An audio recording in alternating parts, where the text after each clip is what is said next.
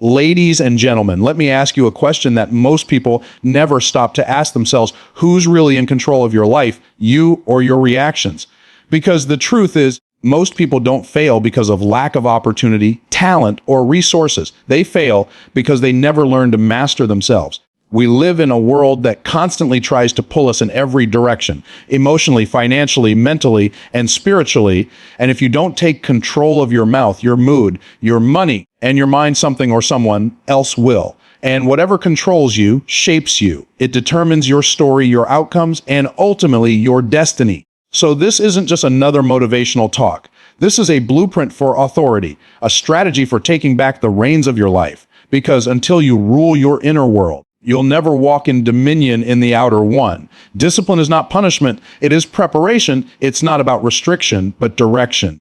Discipline is the practice of aligning your habits with your highest calling. You don't wake up in dominion. You grow into it. And the only way to grow into dominion is through the narrow, often uncomfortable gate of discipline. You see, most people want freedom, but they hate boundaries. They want wealth, but they despise structure. They want promotion, but they avoid process. And yet, discipline is the system that builds the life you say you desire. Dominion is not given to the undisciplined.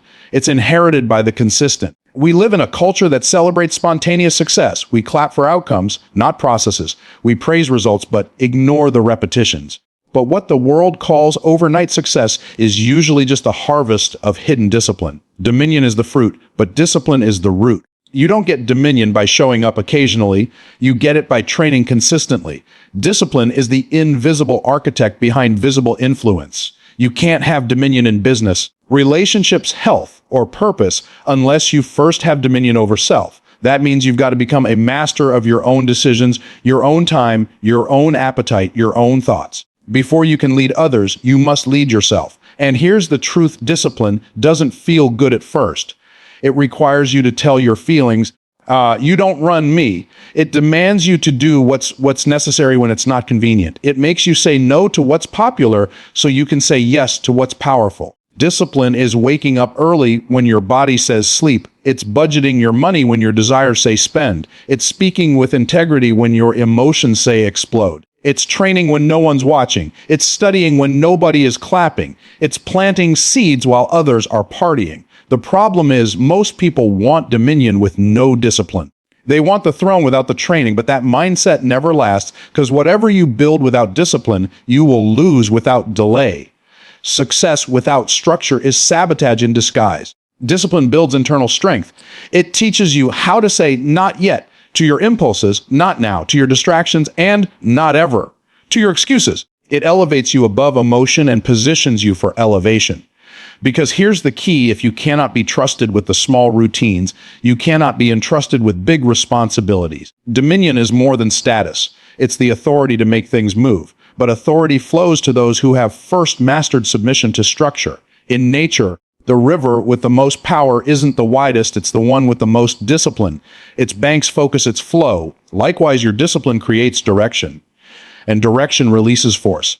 Discipline teaches you the power of repetition.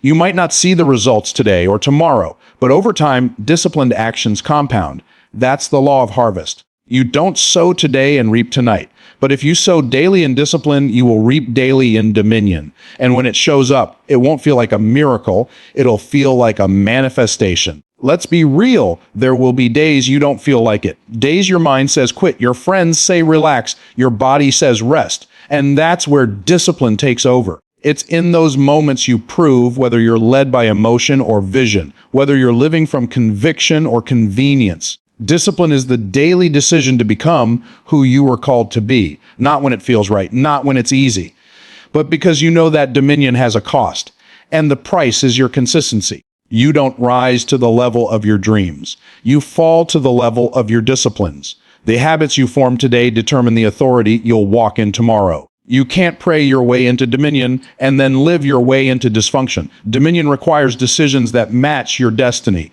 What's stopping you from the next level is not access, it's alignment. You've got access to ideas, tools, even resources, but alignment requires discipline. Alignment between your beliefs and your behavior, between your words and your walk. between your goals and your grind. Because when discipline becomes your standard, dominion becomes your inheritance. Your words are not filler. They are fuel. Every sentence you speak is either building your future or breaking it. If you study the lives of people who consistently walk in abundance, whether it's in faith, finances, or influence, you'll find something in common. They speak differently. They talk from vision, not from victimhood. They declare possibilities, not just problems.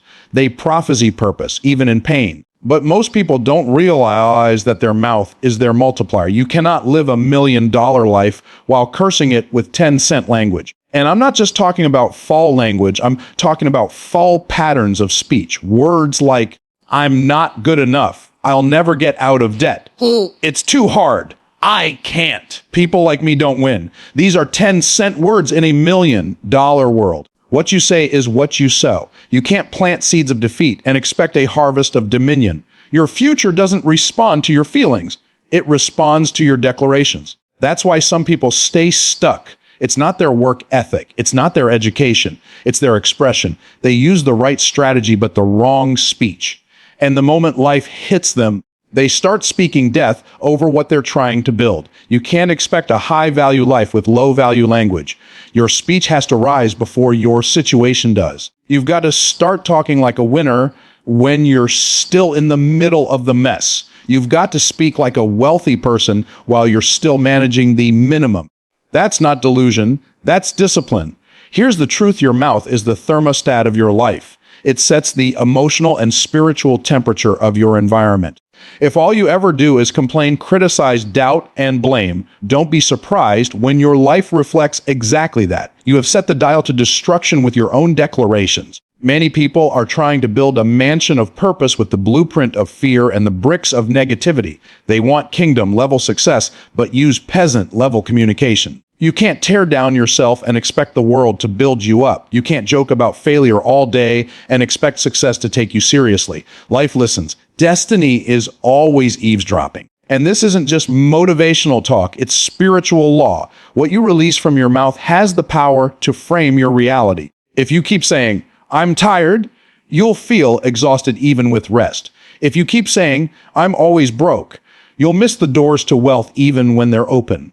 Your brain and your beliefs bend to the rhythm of your repetition. Some of us need a vocabulary audit. We need to retire words that don't match our destiny. Stop talking like a victim of your past if you're trying to walk in the power of your calling. Stop shrinking your speech just to be relatable. Stop using sarcasm as a disguise for fear. Start training your tongue to only release what you're willing to receive. When you hear millionaires, legacy builders, leaders, they speak vision. They speak clarity.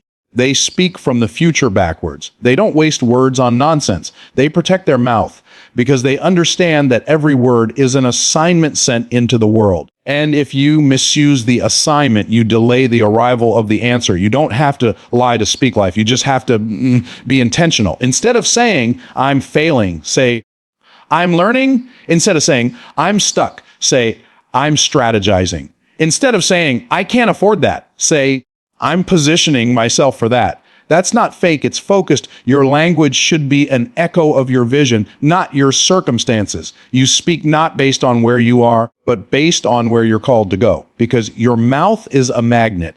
And if it keeps attracting what you don't want, it's time to change the frequency of what you're broadcasting. You're one disciplined mouth away from a different life.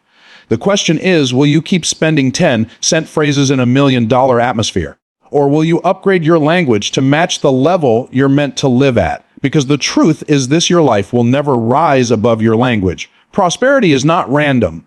It's not luck, favoritism, or magic. Prosperity is the predictable result of order. Wherever you see sustained increase, whether in a person's finances, family, business, or personal growth, you'll find a system of order working behind the scenes. And wherever you see chaos, dysfunction, and constant lack, you'll find one thing missing: alignment. Order is not about perfection, it's about positioning. It means putting things in their rightful place, in the right priority with the right purpose. And when your life comes into divine alignment, increase becomes inevitable. Just like gravity pulls everything toward the earth, prosperity is pulled toward places of order. Most people are praying for prosperity while living in disorder. They want overflow, but they don't even know where their money is going. They want a healthy relationship, but their emotional life is scattered and unpredictable. They want clarity in purpose, but their schedule is full of distractions and time wasters. They want God to bless what they're doing, but they haven't taken time to bring structure to what's already in their hands. Prosperity doesn't flow where there's confusion. It doesn't move toward chaos. Prosperity respects structure. When God created the world, he didn't start with blessing. He started with order. He didn't fill the earth until he formed it. First, he separated light from darkness. He set boundaries between land and sea. He placed the sun and moon in their assigned positions. Form came before fullness. Likewise, in your life, order must come before overflow. You don't need more money. You need more structure for the money you have. You don't need more time. You need more clarity on how you spend it. You don't need another opportunity. You need the discipline to maintain the ones you've already been given. Because without order, even good things will become burdens. Money without management will become a curse. Success without systems will become stress. Growth without guidance becomes chaos. People keep asking for elevation, but elevation is dangerous without foundation. And order is the foundation that can carry the weight of prosperity. Without it, you'll keep sabotaging the very thing you were praying for. You'll keep losing clients, burning out, or cycling back to zero. Not because you weren't called, but because you weren't calibrated. Order is not just external, it's internal. Before your finances are in order, your mindset must be. Before your calendar is in order, your values must be. Before your house is in order, your heart must be. Because order flows from the inside out. What's happening around you is almost always a reflection of what's happening within you. That's why you can't just declutter your desk and think your business will take off. You have to declutter your decisions. You have to align on your identity with your actions. You have to let go of habits, people, and patterns that disrupt your peace. Because anything that consistently brings disorder is also blocking your prosperity. Order requires decisions that don't always feel urgent, but are always important. It means building systems even when you're tired, creating budgets even when it's uncomfortable, setting boundaries even when it's awkward, saying no to things that distract from your purpose, even if they're good things. Because order doesn't just eliminate chaos, it protects purpose. You can't attract prosperity while living in disarray. Prosperity is a flow, and flow requires structure. Just like water needs a pipe, power needs a wire, and a river needs a bank. If you want your life to flow, your structure has to grow. So many are frustrated thinking their breakthrough is being delayed. But often it's not a delay. It's a divine pause, waiting for the structure to be built. Because without order, prosperity would ruin you. You'd misplace it, waste it, or stress under the weight of it. This is why systems matter. This is why routines matter. This is why stewardship matters. Because prosperity isn't just about receiving. It's about retaining. It's about multiplying. And multiplication doesn't happen in mess. You're not one miracle away from the life you want. You're one decision of order away. Bring order to your day. Bring order to your words. Bring order to your space. Bring order to your relationships. And you'll see prosperity doesn't need to be chased. It flows automatically to where there is order. Your life doesn't change because your circumstances shift. It changes because you do. And the fastest way to change your life is not by waiting for new opportunities, new people, or new breakthroughs. It's by shifting your state. Because when you shift your internal state, your external story starts to transform. The truth is, many people are stuck in stories that were written by their old emotional patterns. They keep repeating the same plot, not because they lack talent or resources, but because they haven't changed the atmosphere within themselves. Your state is your inner climate. It's the energy you carry, the attitude you embody, the emotions you allow, and the focus you choose. And your state determines how you interpret events, how you respond to challenges, how you speak to others, and how you speak to yourself. If your state is broken, your decisions will be scattered. If your state is angry, your words will be sharp. If your state is fearful, your actions will be hesitant. And the most dangerous part, if your state is low, you'll start building a story to justify staying there. This is why two people can go through the same setback and one rises while the other folds. It's not the event, it's the emotional state they chose in response, because your mind is always writing a story to match your state. If you feel defeated, your mind will tell you, nothing ever works out for you. If you feel powerful, your mind will say, you were made for this. The story is always a mirror of the state. That's why changing your state is the gateway to changing your life. When you shift your emotional frequency, you shift your perspective. And when your perspective changes, the meaning you assign to your experiences begins to evolve. Suddenly, what used to look like a wall becomes a window. What felt like rejection feels like redirection. What seemed like failure becomes formation. But none of that changes until you do. Your state is not random. It's something you can regulate. You don't have to be a slave to your emotions. You don't have to wait for motivation to feel strong. You don't have to wait for applause to feel worthy. You can decide right now to take control of your inner world. That's what powerful people do. They don't live in reaction. They live from intention. Start by checking your physiology. Your body is the quickest tool to change your state. Are you slouched over, breathing shallow, scrolling endlessly? Or are you standing up, breathing deeply, moving with purpose? Just a shift in posture, motion, or breath can create a different chemistry in your brain. Motion leads to emotion. The more stagnant you are, the more stuck you'll feel. Then shift your focus. What are you obsessing over? What you focus on expands.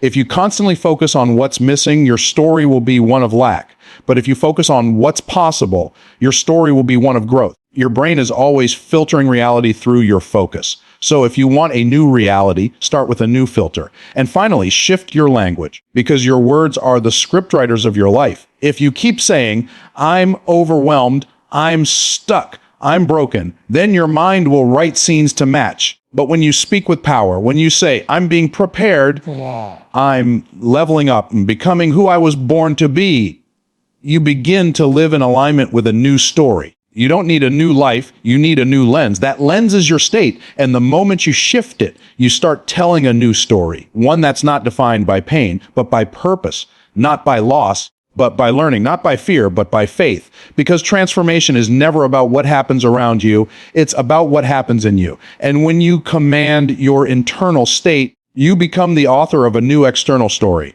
The foundation of every lasting success isn't built in the marketplace. It's built in the mirror. You cannot multiply externally what you have not mastered internally. People want expansion, exposure, elevation, but without internal mastery, external success becomes temporary at best and destructive at worst. Mastery of the internal is what gives structure to the blessing, character to the calling, and depth to the influence. Too many people are hustling to multiply results while ignoring the roots. They're chasing platforms while neglecting peace. They're marketing products without managing pride. They're building brands but haven't built boundaries. And so when success comes, it crushes them, not because they weren't talented, but because they weren't anchored. Your internal world, your thoughts, beliefs, values, and emotional responses creates the framework for everything that happens outside you. If there's disorder in your mind, it'll eventually show up in your money. If there's insecurity in your heart, it'll show up in how you lead. If there's conflict in your soul, it will leak into your relationships. You can only fake wholeness for so long before the cracks become too visible to hide. Multiplication is dangerous without maturity. If you don't have discipline, more opportunity just becomes more pressure. If you don't have identity, more visibility turns into more insecurity. If you haven't mastered fear, a bigger stage will only expose it. This is why people sabotage their own breakthroughs. The door's open, but the internal chaos pulls them back into patterns of self-doubt, sabotage, and spiritual drift. Mastery begins with self-awareness. You have to confront the version of you that you've been tolerating, the version that's been running from pain, hiding behind productivity, and blaming everything external for what's actually internal. Mastery means taking radical ownership of your emotions, your energy, your expectations. It means doing the hard work that nobody sees so you can sustain the blessings everyone sees. And this is why the internal journey is the real journey, because no matter what you build, you will always bring you to the table. If you are anxious, everything will feel urgent.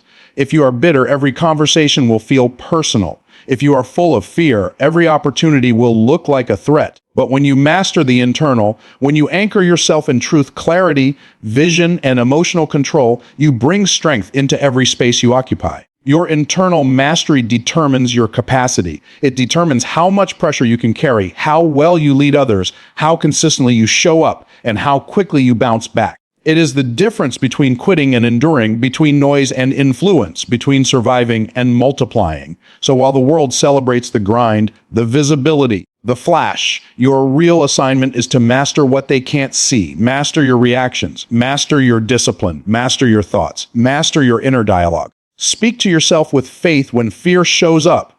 Remind yourself of your identity when doubt tries to creep in. Because before you multiply anything, you must multiply belief, consistency, and conviction within. Internal mastery is not a one-time event. It's a lifestyle. It's waking up every day and choosing alignment over anxiety, vision over distraction, truth over emotion. It's building mental habits that support your purpose instead of sabotaging it. It's creating space in your soul for clarity to dwell and wisdom to speak. When you get this right, multiplication becomes a natural byproduct.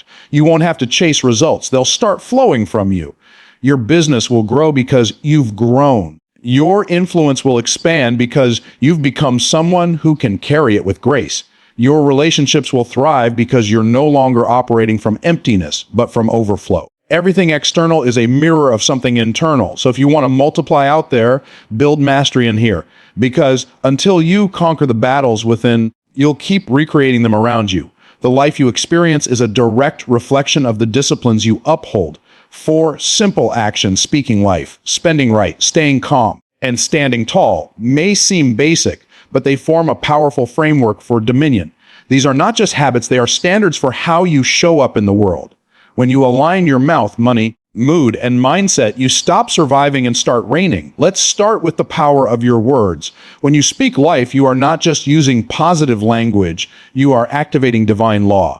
Your words are seeds, and they don't expire. Every time you open your mouth, you're either planting favor or frustration, peace or problems. Life and death are in the power of the tongue. And most people are dying slowly, not from disease, but from declarations. They talk themselves out of opportunities.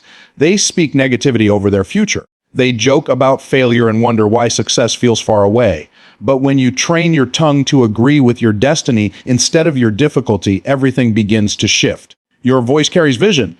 And if you can't say something that builds you, don't say anything at all. Speaking life isn't hype, it's alignment. Then there's the matter of spending right. Prosperity is not about how much comes in. It's about how much flows out with wisdom. You can't build wealth with emotional spending, impulse decisions, and financial fog. Money is a magnifier, not a savior. And how you spend tells the truth about what you believe. People say they don't have enough, but then they fund distractions, not dreams. They invest in entertainment over education. They pay everyone else first and rob their own future. Spending right means stewarding every dollar with purpose, not just for survival, but for assignment. It means having a vision so clear that every purchase, every investment, every expense is either a seed or a setup for growth. Discipline in spending is how you honor what you already have before asking for more. But all the right words and money moves won't matter if you can't stay calm under pressure. Emotional discipline is the real wealth. Anyone can make good decisions in comfort, but maturity is proven in chaos. Staying calm is not about ignoring problems. It's about not letting them control you. It's about responding, not reacting. Most people lose their next level because they panic too soon. They let offense steal their focus. They let stress steal their strategy. They let people's opinions rob their peace. But when you stay calm, you stay in command. You think clearer. You move smarter. You hear God more sharply. Stillness is not weakness. It's wisdom. In the storm, calm is your superpower. And finally, stand tall. This is not about posture. It's about presence. To stand tall means to walk in the authority you've been given, even when everything around you tries to make you shrink. It means showing up fully in every room, not with arrogance, but with assurance. You don't need permission to be great. You don't need approval to believe in your calling. Standing tall means you've decided not to be small to make others comfortable. It means you carry yourself like someone who belongs, not because you're better than anyone, but because you know who you are. When life tries to push you down, when failure whispers you're not enough, when doubt says to sit back, stand anyway. Because posture precedes possession. If you don't stand tall in the hallway, you won't walk boldly through the door. These 4 disciplines are not separate. They reinforce each other. When you speak life, your mind stays lifted. When you spend right, your life gets lighter. When you stay calm, your judgment gets sharper. When you stand tall, your environment starts to shift to match your energy. You become a person who carries peace, wealth, power, and presence. You don't have to force influence. It flows from your alignment. And this is the blueprint: speak with intention, spend with discipline, stay in peace, stand in power. Because when your life is built on these four pillars, no storm can shake it and no enemy can steal it. So here's the bottom line: if you truly want to build a life of power, peace, and prosperity, you must live on purpose. That means watching your words like they're weapons, managing your money like it's mission critical, mastering your emotions like your future depends on it, and carrying yourself with the posture of someone who knows exactly who they are. You don't need more chances, you need more alignment. Speak life when negativity wants your agreement. Spend right when distraction tries to detour you. Stay calm when pressure rises and panic tempts you. Stand tall when fear tells you to shrink. Because when your mouth, your money, your mood, and your mindset come into alignment, you stop chasing blessings, and blessings start chasing you. This is how you lead. This is how you multiply. This is how you reign.